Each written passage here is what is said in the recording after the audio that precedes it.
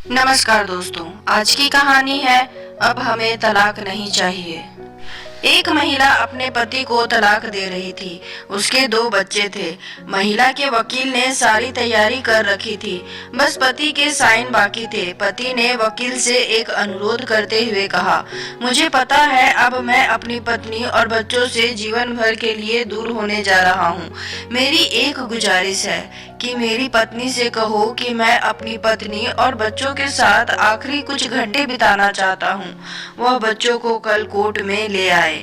वहां से मैं उन्हें अपने साथ में ले जाऊंगा। उसके बाद मैं आकर हस्ताक्षर कर दूंगा। सुबह उसकी पत्नी और बच्चे कोर्ट में आ गए। पति ने अपनी पत्नी और बच्चों को कार में बैठाकर उन्हें घुमाने ले गया। बच्चे कभी माँ से लिपट कर प्यार करते तो कभी पापा से लिपट जाते। कभी आइसक्रीम खाने की जिद करते तो कभी पार्क में जाने की जिद करते। उनके पापा ने उनको आइसक्रीम खिलाई, उसके बाद होटल में ले जाकर अपने हाथों से खाना भी खिलाया और अपने बच्चों को देखते हुए उसके आंखों में आंसू भी छलक रहे थे। फिर अपने बच्चों को पार्क में ले गया। वहाँ जाकर बच्चे खुशी से खेलने लगे और साथ ही अपने पापा मम्मी से लिपट जाते। और फिर पापा ने अपने बच्चों और अपनी पत्नी के लिए ढेर सारे गिफ्ट भी खरीदे और सब कार में बैठ कोर्ट की तरफ चल पड़े।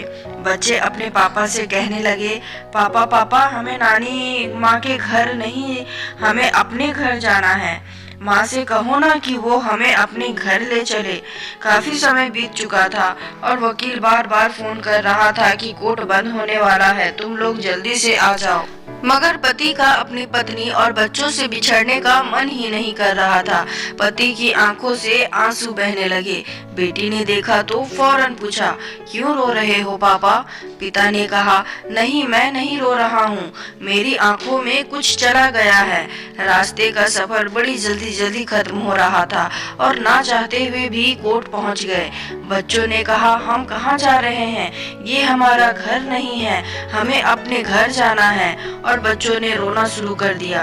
पिता ने अपने आंसुओं को रोकते हुए दबी आवाज में कहा, बेटा अभी चले जाएंगे घर, बस यहाँ थोड़ा सा काम है।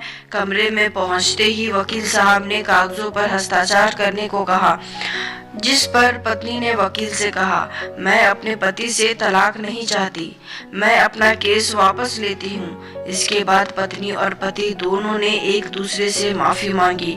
वो दोनों अपनी अपनी जिद की वजह से अपना ही घर बर्बाद करने चले थे और साथ ही अपने बच्चों की जिंदगी भी।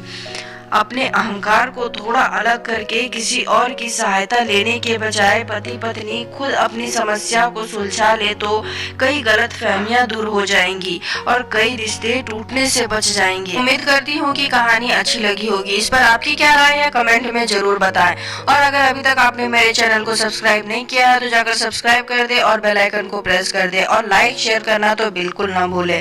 Thank you.